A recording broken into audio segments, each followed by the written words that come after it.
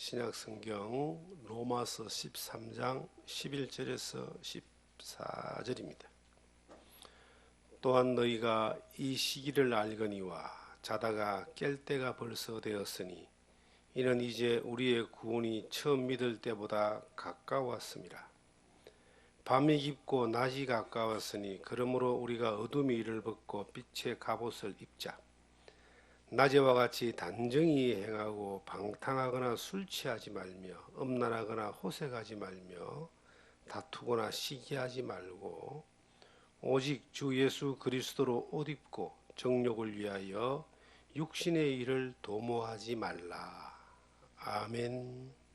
빛의 갑옷을 입어라 하는 주제로 로마서 13장 11절에서 14절의 말씀을 통해서 이 시대에 우리에게 주시는 하나님의 귀한 가르침을 함께 배워보고자 합니다.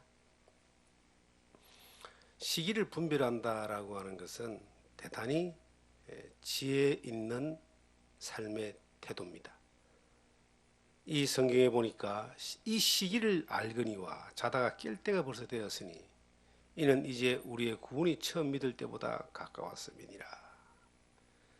이 시대의 표적이라고 하는 것은 이 성경이 예언의 말씀이기 때문에 예언의 말씀들을 통해서 하나님이 이루어 주시는 시대의 표적이 나타나게 되어 있습니다. 성경은 인류 역사 전체의 마지막 종말까지에 대한 하나님의 역사책입니다. 또 예언의 책입니다. 하나님의 말씀이 1.1획도 없어지지 아니하는 것처럼 이 하나님의 말씀은 1.1획도 이루어지지 않는 것이 없습니다. 우리는 2020년도가 이제 불과 사흘밖에 남지 않은 그러한 때에 있습니다. 1년이 52주인데 52번의 주일 예배를 드리면 1년이 지나갑니다. 오늘이 2020년도의 마지막 52번째 주일 예배를 드리는 날입니다. 너무나도 예배를 사모하는 많은 사람들이 이 모여서 예배당에서 예배를 드릴 수 없는 그러한 현실 가운데 우리가 직면해 있습니다. 아마도 지난 12월 25일 날 성탄절 감사 예배를 수도권에 있는 교회들은 거의 모여서 드리지 않고 비대면으로 영상으로 아마 그 성탄 감사 예배를 했을 겁니다. 거의 수도권의 대형 교회들은 10,000명씩 모이는 교회도 20명 정도만 그 본당에 들어가서 예배를 드렸다 그럽니다. 제가 또 친구 목사들 이야기를 SNS를 통해서 서로 주고받을 때에 아예 예배를 드리지 않는 걸 공지하고 축하 메시지만 전하는 그런 이제 형태의 예배를 드렸다 이런 이야기도 전해 들었습니다. 지금 우리가 사는 이 시대가 한 번도 경험해 보지 못한 시대를 살고 있습니다. 그런데 이 시기에 이 때에 우리가 시대를 분별하면서 자다가 깰 때가 되었다. 그리고 우리의 구원이 처음 믿을 때보다 더 가까워졌다라고 하는 이 시기와 시대에 대하여 대응하는 그 자세가 이 성경에 기록되어 있습니다. 마태복음 25장에 보시면은 24장이죠. 제자들이 예수님께 나와서 물어봅니다. 어느 때에 주의 임하신가? 세상 끝날이 되겠습니까? 그랬어요. 2000년 전에 그렇게 물어보는 거예요. 그때 예수님께서 대답하시기를 처처에 기근과 지진이 있고 나라와 민족이 민족을 대적한다. 그렇게 말씀하시고 누가복음에 보시면은 동일한 내용을 설명할 때에 크게 무서운 일이 일어나고 온역이 있다 이렇게 말하고 있습니다. 크게 무서운 일, 그리고 온역. 우리가 이제 감추어진 단어로 생각을 하는데, 이 크게 무서운 일이 크게는 테러와 같은 그러한 전쟁을 이야기하고, 온역이라고 하는 것은 전염병입니다. 감염병 혹은 전염병입니다. 사람이 의술로서 해결하지 못하는 연병을 이야기합니다.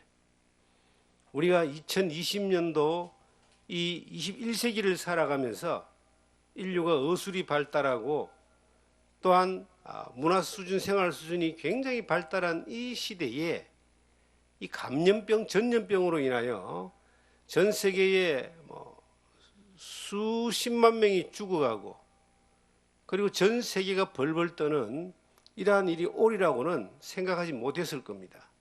그런데 이것이 현실로 왔습니다. 1년을 마스크를 쓰고 지나고 있는데 더 지금 악화된 그러한 현실 가운데 있습니다. 아마 국가가 이 감염병의 확산을 막기 위해서 조치를 취하게 되는데, 아마 3단계라고 하는 최종 조치를 취하게 되면은 이제 바깥으로 돌아다니고 활동하는 것은 거의 중단되는 그런 상황이 올 수도 있을 겁니다. 이럴 때에 사람들이 절망하거나 원망하거나 불평하거나 여러 가지 위축되거나 힘들어하거나 막 그런 현상들이 나타납니다.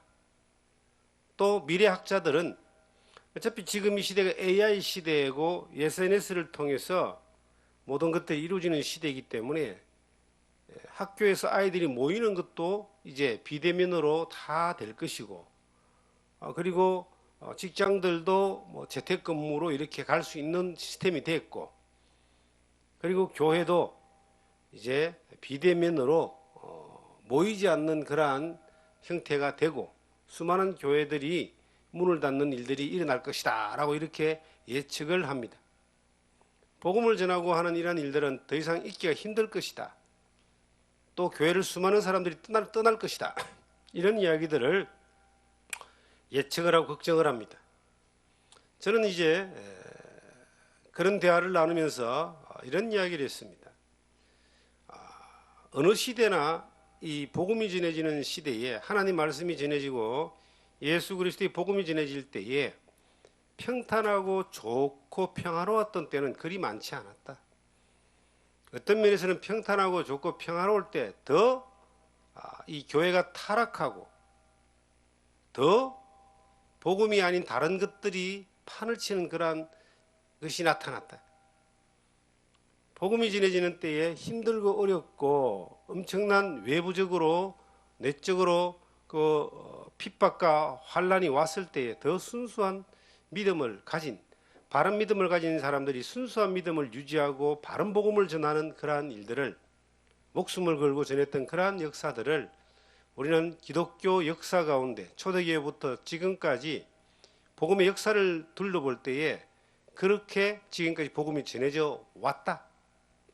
어떤 면에서는 지금 우리가 사는 이 시대가 이 어떤 환경이 더 어려워진다 했을 때에 교회가 복음이 절망적인 것이 아니라 나는 더 희망적으로 본다. 왜냐하면 더 예수 그리스도의 복음 안에서 그 오직 예수 그리스도를 믿는 믿음과 하나님의 영광을 바라보면서 소망 가운데 살아가는 사람들이 더 믿음을 지킬 것이고 더 믿음을 연단할 것이며 더 간절하게 생명의 복음을 전하는 그 일들과 예배를 하는 그 일들에 더 대가를 지불하면서 구별되는 그러한 일들이 일어날 것이다.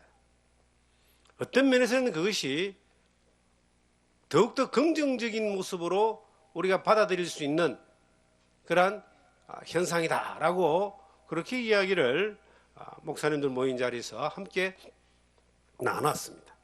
사실 그렇습니다. 우리가 우리 시대에 이 예수를 믿고 난 뒤에 복음을 전하면서 어려움이나 물리적인 제약을 받아본 적이 없습니다. 제가 1980년도에 예수를 믿을 때에는 아마 그때가 우리나라의 기독교의 복음의 최고의 전성기, 부흥기였던 것 같습니다. 교회들이 막 사람들이 몰려갖고 많은 사람들이 예수를 믿고 전해지는 그러한 시대였습니다. 오죽하면 십자가만 달아놓으면 부흥이 된다라고 하는 그런 이야기도 있었습니다. 그때에 이제 처음에 예수를 믿고 난 이후에 개인적인 어려움은 조금 있었어요. 왜냐하면 가족과 내가 속해 있는 공동체 안에 예수를 믿는 사람으로서의 그 삶을 고백하고 살아가기가 쉽지는 않았습니다. 왜냐하면 그 가족 가운데서는 가족 공동체 가운데서는 제사와 같은 그러한 일들이 아주 뿌리 깊게 박혀 있었기 때문에 우상을 숭배하는 그러한 일들에 대하여 거부하고 하나님 믿는 것에 대하여 고백할 때에 약간의 물리적인 어떤 그런 압력은 있었습니다. 그리고 사회생활을 해나가는 가운데서 주일이라고 하는 그 시간을 구별해서 예배를 드리기 위하여 교회를 간다는 것이 여러 가지 모습으로 이거 익숙하지 않았습니다. 근데 그것이 몸을 제약하거나 삶을 구속하거나 위협을 가하는 그러한 수준은 아니었습니다. 지금 이 시대에 예수를 믿는 것 때문에 어떤 어려움과 힘겨움을 당하는 사람이 있을까? 우리나라에 저 북한 정도만 가면은 예수 믿으면은 이것은 북한 체제를 이제 대적하는 행위가 되니까 북한은 무신론이거든요. 공동 이래 잡혀가지고 흔히 말하는 아우지 탄광 같은 그런 수용소로 가서 산다 그래요. 실제 북한은 지금 그 탈북한 사람들이 이야기를 들으면 그런데 신기하게도 그 북한이 체제가 벌써 1950년도부터 시작해서 약 70년 정도가 지나오면서요.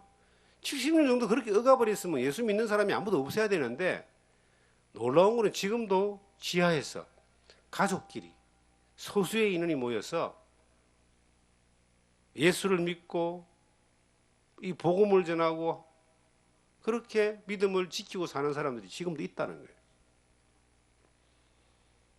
그들은 아마 지식적인 면에서 하나님 말씀과 성경에 대하여 좀 짧을지 모르겠지만 믿음의 어떤 순수함과 믿음의 그 어떤 가치에 대해서는 그들이 더욱더 간절하고 순수할 것 같아요. 생명을 걸고 예수를 믿기 때문이죠. 우리가 지금 사는 이 시대에 약간의 불편함이 지금 오기 시작합니다. 왜냐하면 일단 예배를 갈 수 없는 상황, 그리고 모인다는 것 자체가 이 교회와 이 기독교는 모이는 곳입니다. 예배는 모여서 하는 겁니다. 모이기를 힘쓰라 그랬고 날마다 모여서 기도하고 찬송하고 전도하고 하는 것이 떡을 떼는 것이 초대교회부터의 전통이었고 지금까지 그렇게 되어져 왔습니다. 그런데 그것이 이제 물리적으로 조금 지금 이게 사회적인 현상 때문에 코로나 때문에 막히고 있는데 이런 일들을 통해서 이런 상황들을 보면서 우리가 자다가 깰 때가 되었다는 이 시대적인 이 시기에 대하여 분별할 줄 아는 그러한 믿음이 우리 시대에 요구되지 않는가. 농사를 짓는 사람은요 겨울에 이제 가만히 노는 것 같죠. 그렇지 않습니다. 겨울에도 내년 봄을 준비해서 농사를 준비합니다. 부지런한 사람은 밭을 미리 갈아놓고 또 거름을 뿌리고 몇 번에 이렇게 일을 해서 봄을 준비합니다. 봄이 되면은 어김없이 그들은 그 시기를 보면서 무엇을 해야 될 것인가를 알고 그 일들을 부지런히 하는 거예요. 사업을 하는 사람은 마찬가지 아니겠습니까? 시기를 알고 시기를 따라서 이렇게 가는 겁니다. 그리고 좀 지혜로운 사람들은 자기가 하는 그 사업이 이게 시대에 맞지 않을 때 빨리 정리하고 시대에 맞는 것들로 갈아타잖아요. 우리가 1980년도, 90년도에 있었던 직업들이 지금 사라져버리고 없는 직업들이 굉장히 많아요. 2020년대에 듣도 못한 직업들이 막 선망의 대상이 되고 굉장히 두각을 나타내는 이러한 모습들을 보잖아요. 이 시기라고 하는 것은 시대의 흐름 가운데서 이 시기를 잘 분별하고 하는 것이 똑똑하고 지혜로운 사람의 선택인 것처럼 믿음도 마찬가지다는 거죠. 이 시대가 흘러가는 이것이 우연히 그냥 흘러가는 것이 아닙니다. 코로나 이 전국이 전 세계를 강타하는 이것이 그냥 어쩌다가 일어나는 그러한 일이 아닙니다. 왜 하나님이 인간이 손을 쓸 수 없는 그러한 작은 바이러스 하나에 의해서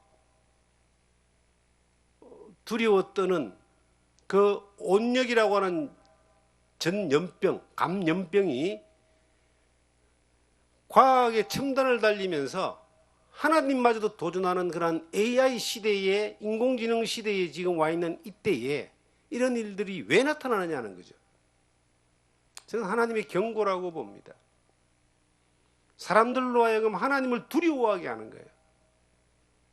사람이 하나님을 두려워하지 않을 때 인간은 가장 교만해지고 악해지는 거예요. 이 공산주의라고 하는 것은 신은 죽었다, 하나님 신이 없다고 하기 때문에 저들의 결과가 결코 좋을 수가 없습니다. 이상하게도 20세기의 초에 일어났던 이 공산주의 이 세계가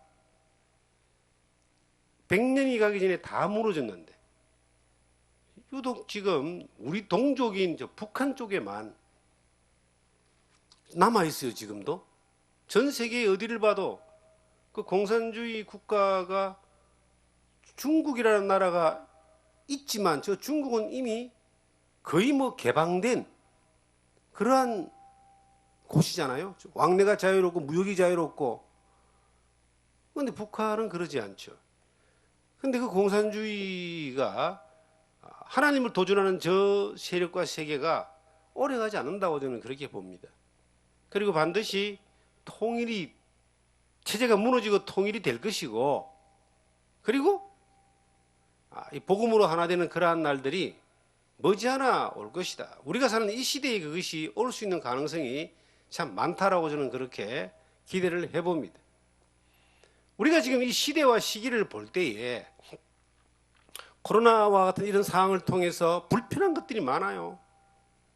굉장히 이 시내 나가보면 100% 마스크를 쓰고 있습니다.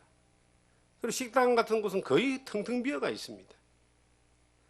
그런 세계를 살면서도 예수 믿는 우리가 아무런 무감각하게 그냥 이 불편한 것만 이거 생각하고 내게 오는 그런 불편하고 어려운 것들만 생각하면서 지나가야 되겠는가? 이 성경은 우리에게 말합니다. 구원이 좀 더 처음일 때보다 가까워졌다. 우리가 주님 앞에 갈 날이 가까운 것뿐만 아니라 주님이 우리를 데리러 오시겠다는 약속의 시간들이 점점점 가까워지고 있음에 대한 시그널을 보내는 것이고, 이 세대와 많은 사람들을 향하여 하나님을 두려워하게 하게 만드는 그 하나님의 손길입니다. 인간이 자연 앞에서는 상당히 무기력하다 그러죠. 자연의 재해. 이런 것들이 한 번씩 이렇게 오는 거예요. 지진과 같은 이런 사태들, 기상이변과 같은 이런 사태들이 이게 오기도 하지만 이것은 국제적인 거죠. 전 세계의 모든 대륙의 모든 사람을 향하여 이 바이러스 감염으로 인하여 고통하게 만드는 이때에 우리가 이 시기를 좀 볼 필요가 있다. 예수 믿는 사람들이야 어쩌다가 이게 걸릴 수 있죠. 이게 누구 사람 봐가면서 지나가는 게 아니잖아요. 근데 예수를 믿는 사람이 이것이 걸린다 할지라도 요즘은 치료는 된답니다. 기저질환이 없는 사람들은 거의 뭐 치료가 빨리 되고 노인들, 기저질환이 있는 사람들이 이제 생명의 위협을 느끼고 사망하는 일들이 점점 가는데, 우리가 예를 들어서 우리의 생명의 위협을 느낄 정도의 것이 온다면 가면 되죠. 어차피 주님이 부르시면, 그게 그때가 한계라면 부르시는 마다 가면 됩니다. 우리가 최선을 다해서 방역을 하고 그리고 지침을 따라서 이렇게 하지만, 지금은 뭐 어떤 상황을 통해서 어디로 통해서 들어올지 모를 정도로 보편화되어져 있는 그러한 이 사회에서 거기에 벌벌 떨고 거기에 초점을 맞춰서 두려워하고 이렇게 사는 것이 아니라, 우리가 방역을 하고 조심을 하지만 이러할 때에 우리 하나님이 우리에게 주신 약속과 소망에 대하여 이 진리의 말씀을 통하여 우리가 시기를 분별할 줄 아는 그러한 지혜로운 삶을 살고, 마음이 무너져 내리고 두려워하고 또 절망하는 사람들에게 우리가 소망을 가진 사람들로서 그들을 북돋워주고 힘을 주고 위로하고 세워주고, 그리고 우리의 담대함의 모습들을 보여주는 이러한 역할들을 우리가 해야 되지 않느냐는 겁니다. 저는 기본적으로 그런 생각을 가지고 있습니다. 지금 우리가 한 해가 지금 지나갑니다. 이제 며칠 있으면은 2021년이 시작되고 새로운 한 주가 또 시작될 겁니다. 우리가 어떤 옷을 입고 있니, 어떤 옷을? 이 성경에 보니까 밤에 깊고, 12절에 밤에 깊고 낮이 가까웠으니 그러므로 우리가 어둠의 일을 벗고 빛의 갑옷을 입자. 어둠의 일을 벗으라, 어둠의 옷을 벗으라 이 말이에요. 그리고 빛의 갑옷을 입으라 이 말이에요. 어떤 옷을 입고 있으며 어떤 옷을 벗어 던지고 어떤 옷을 입어야 되느냐. 이 어둠의 옷이 뭐냐면은, 여러분, 우리가 잠잘 때는 잠옷으로 주로 갈아입잖아요. 바깥에서 일할 때는 일하러 나가는 옷을 입잖아요. 밭에 가서 일할 때도 밭에 가서 일하는 옷을 입잖아요. 어디에서 어떤 것을 하느냐에 따라서 옷이 바꿔집니다. 바깥에서 막 먼지 뒤집어 쓰고 일하던 사람이 그 옷 입고 들어가서 밤에 자지 않을 겁니다. 씻고 옷 갈아입고 자잖아요. 우리가 지금 입고 있는 옷이 어떤 옷이냐? 이 세상에 어둠의 옷은 좀 벗어 던지자. 이 어둠의 옷이 성경에 뒤에 보면은 그 13절에 낮에와 같이 단정히 행하고 방탕하거나 술 취하지 말며 음란하거나 호색하지 말며 다투거나 시기하지 말고, 방탕, 술 취함, 음란, 호색, 다투고 시기하는 이것이 우리가 어둠의 옷이라는 거예요. 이 세상에 살아가는 삶의 이 방식은 대부분의 사람이 안 그런 척하면서 살아가는 삶의 태도가 이것입니다. 방탕한 거, 술 취하는 거, 음란을 쫓아가고 호색을 쫓아가는 거, 그리고 다투거나 시기하는 거, 이 모든 것들이 세상에서 소망 없는 사람들이 살아가는 사람의 삶의 방식이고, 세상 사람들이 이걸 다라고 생각해요. 우리가 이 시골에 살다 보니까 이 짐승을 키워요. 애완동물이 아니고 그냥 개와 고양이는 길고양이 밥 줬더니 그냥 와서 있다 보니까 몇 마리가 생겼고, 이제 강아지들 구해서 이제 주변을 짐승들이 막 다니니까 지키기 위해서 키웁니다. 근데 이 짐승들이 살아가는 삶의 모습을 한 몇 년 이렇게 밥을 주고 가까이 있다 보니까 말로만 듣던 짐승의 삶을 이해하는 거예요. 오직 관심은 먹는 거하고 때가 되면 본능적으로 그 새끼를 놓는 거, 이런 거 하고, 그리고 본능적으로 뭐 고양이는 쥐나 두더지나 뱀을 잡고, 개는 어떤 위협을 느끼거나 누가 오면 짖고, 굉장히 본능적인 일들만 이렇게 하는 거예요. 그 외에 그 개를 앉혀놓고 야, 네가 창조주 하나님을 아냐라고 백날 이야기해봐야 알아들을 수가 없는 겁니다. 그 아무리 그렇게 이야기해도 본능적인 것만, 이제 습득된 것만 쫓아가는 거예요. 이 세상에 사는 많은 사람들, 땅에 속해 있고 소망이 없고 하나님을 알지 못하고 구원받지 못한 수많은 사람들은 방탕하고 술 취하고 다투고 시기하고 정욕을 따라 호색하며 사는 것이, 돈만 쫓아가고 권력만 쫓아가고 명예만 쫓아가고 지잘난 척하고 사는 것이 이 세상의 모든 사람들의 사는 삶의 목적이고 그게 본능이고 전부 다예요. 그런데 예수를 믿는 사람들이 과연 그렇게 살아도 되는가? 안 된다는 거예요. 예수를 믿는 사람들이 자다가 깰 때가 됐다는 거예요. 왜 우리에게 지금 이 시대에 우리가 한 번도 당하지 못한 이러한 일들을 하나님이 겪게 하시는 것 같아요. 소망이 이 땅에만 있는 사람들에게 시선을 하나님께 좀 돌리게 하기 위해서 하나님이 지금 극단의 조치를 취한 것이 아닌가. 세상에서 소망이 땅에만 있기 때문에 그게 불편스러운 거야 지금. 믿음 안에서 하나님의 뜻을 따라 살기에는 이 세상에서 우리가 살고 있는 삶의 방식이 너무나 우리의 발목을 잡고 있습니다. 많은 사람들이 이유를 대는 거예요. 이유를. 어떤 이유? 하나님의 뜻을 따라서 살지 못하는 이유. 다른 말로 하면 내가 전에 입고 있던 이 옷을 벗어 던지고 빛의 갑옷이라고 하는 하나님이 주시는 옷을 입기에는 이유가 있다는 거예요. 그 이유가 어떤 사람은 자기 건강이 안 좋은 것도 될 수 있고, 어떤 사람은 금전적으로 자유롭지 못한 것이 될 수 있고, 어떤 사람은 여러 가지 사람의 관계 가운데서 얽매인 것이 있고, 여러 가지 이유들이 있는 거예요. 그런데 그 이유들을 다 정리하고 다 해결하고 그 이유들에 대해서 전부 다 원만하게 해놓고 난 뒤에 빛의 갑옷을 입으려고 할 때는 빛의 갑옷을 입을 수 있는 기회가 없는 거야. 그냥 여전히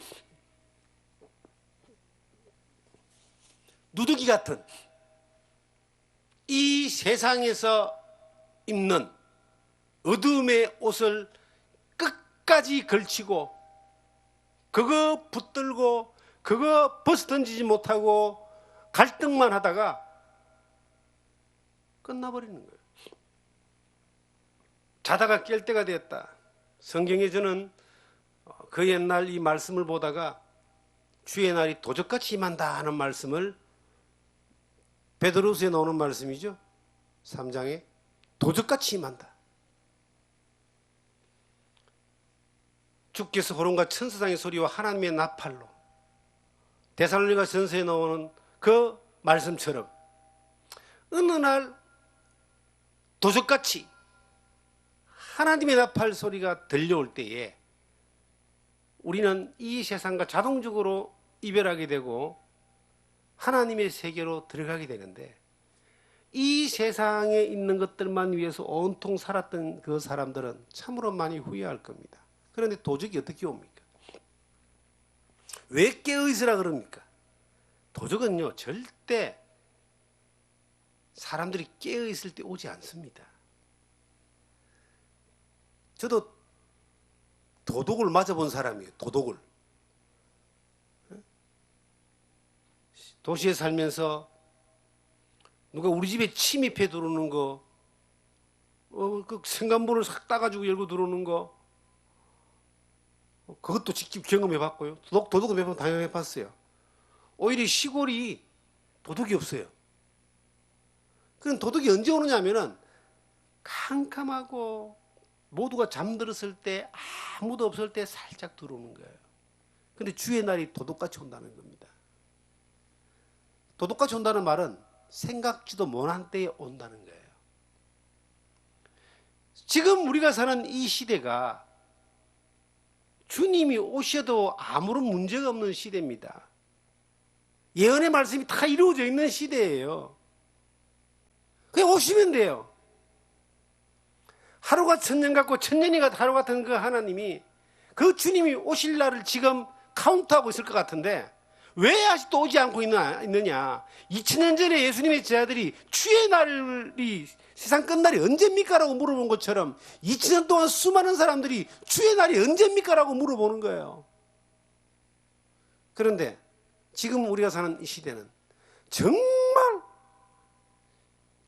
구원이 더 가까운, 주님이 올 날이 더 가까운, 2000년 전보다 훨씬 가깝고 100년 전보다 가깝고 1980년도보다 가깝고 2000년보다 가깝고, 그리고 지금 2020년도에 이 엄청난 이 코로나 감염 사태를 통해서 예수를 믿는 우리들에게 어떤 신호를 우리 주님이 지금 보여주고 있느냐는 겁니다. 내가 올 날이 가깝다. 맞이할 준비를 하고 있으라. 마태복음 25장의 그 열처녀와 같이 등불을 들고 기름을 준비해 놓고 있는 그러한 완벽하게 신랑을 맞이할 준비를 하고 있는 삶을 살기를 우리에게 원하시는 거예요.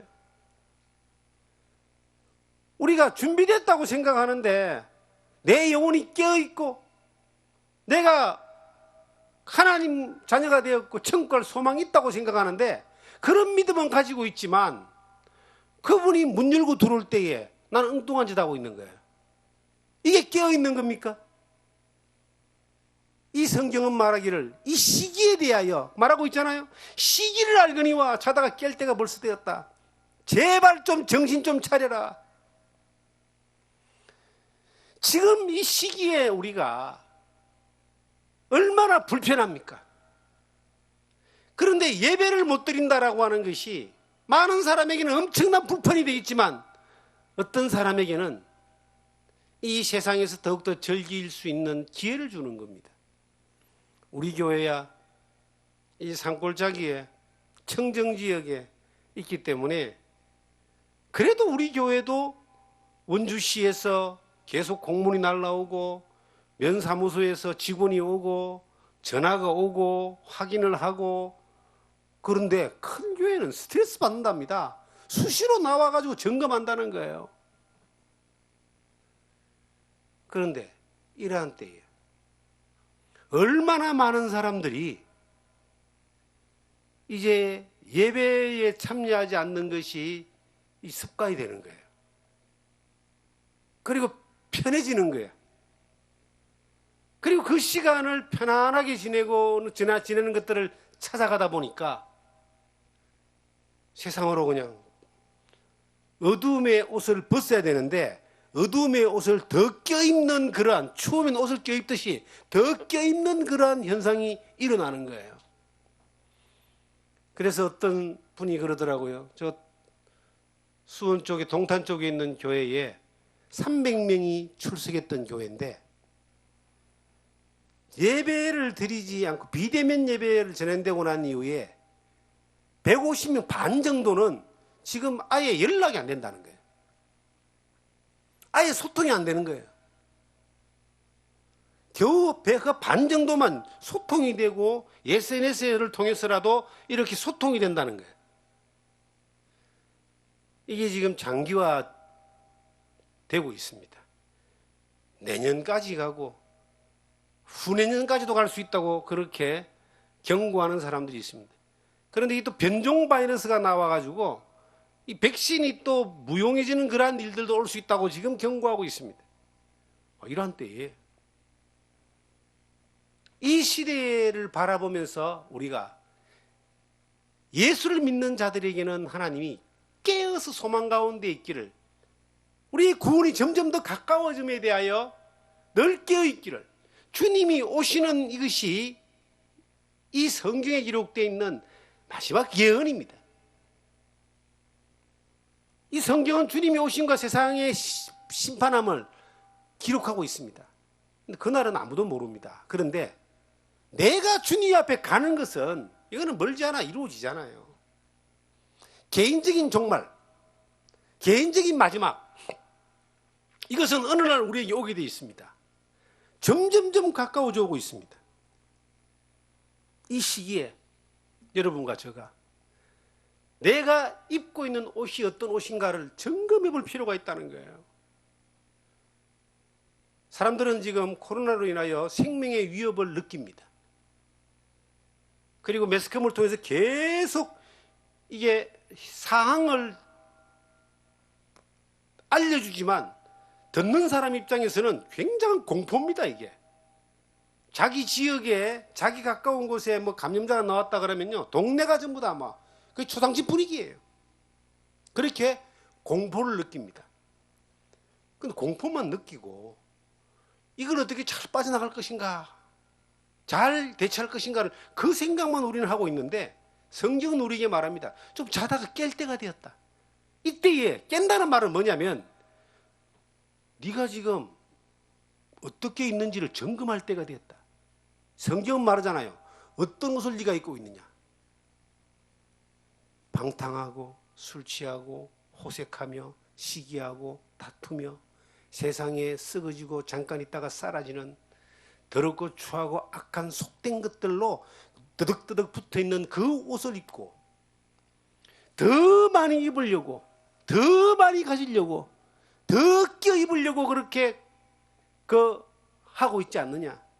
제발 그것 좀 다 벗어 던져라. 그리고 빛의 갑옷을 입어라. 이 빛의 갑옷이 예수 그리스도로 옷 입는 겁니다. 성경에 에베소서 6장을 보시면은 전신갑주라는 말이 나오는데 한 곳도 헛술한 곳이 없이 완벽하게 좀 빛의 갑옷을 입으라고 말하고 있습니다. 에베소서 6장을 보시면은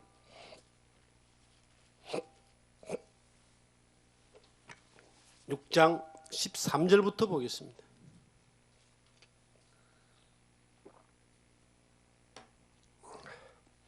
그러므로 하나님의 전신갑주를 취하라. 이는 악한 날에 너희가 능히 대적하고 모든 일을 행한 후에 서기 위함이라. 그런즉 서서 진리로 너희 허리띠를 띠고 의의 호신경을 붙이고 평안의 복음을 준비한 것으로 신을 신고 모든 것 위에 믿음의 방패를 가지고 이로써 능히 악한 자의 모든 불화살을 소멸하고 구원의 도구와 성령의 금 곧 하나님의 말씀을 가지라. 모든 기도와 간구로 하되 항상 성령 안에서 기도하고 이를 위하여 깨어 구하기를 항상 힘쓰며 여러 성도를 위하여 구하라. 저는 이 말씀이 지금 우리에게 너무나 요구되는 말씀이다. 제발 좀 깨어서 믿음의 전신갑주를 입고 마귀가 불화살을 막 쏘아대는데 한 자리도 허점이 없이 완벽하게 이것을 방어하는 것뿐만 아니라 성령의 그 말씀의 금을 가지고 그것을 대적하라. 그리고 기도와 간구로 해라. 여러분, 이러다 말겠지 하고 왔는데 1년 왔어요. 앞으로도 더 가요. 더 가면 더 갈수록 우리는 그냥 옛날에 입던 그 어둠에 입던 옷만 자꾸 껴입으면서 움츠러들고 보호받고 숨으려고 할 것이 아니라 어찌하든지 우리는 그것을 벗어 던져버리고 하나님의 전신갑주 예수 그리스도로 옷 입었느니라 그렇게 기록되어 있거든요. 갈라디아 3장과 에베소서 4장에 봐도 예수 그리스도로 옷 입었다. 앞으로 한번 당겨보시면 에베소서 나옵니다. 4장 한 장만 앞으로 보시면 24절에 보시면 하나님을 따라 의와 진리와 거룩함으로 지으심을 받은 새 사람을 입어라 그랬어요. 예수 그리스도를 입는 거예요. 내가 예수 안으로 들어가는 거예요. 예수 그리스도를 따라가는 거예요. 우리는 좀 적극적으로 우리를 짓누르고 있는 그 어둠에 속했던 옷을 벗어서 던져버릴 필요가 있습니다. 거기에 짓눌려서 움츠려서 더 입어야지만이 된다라고 생각하는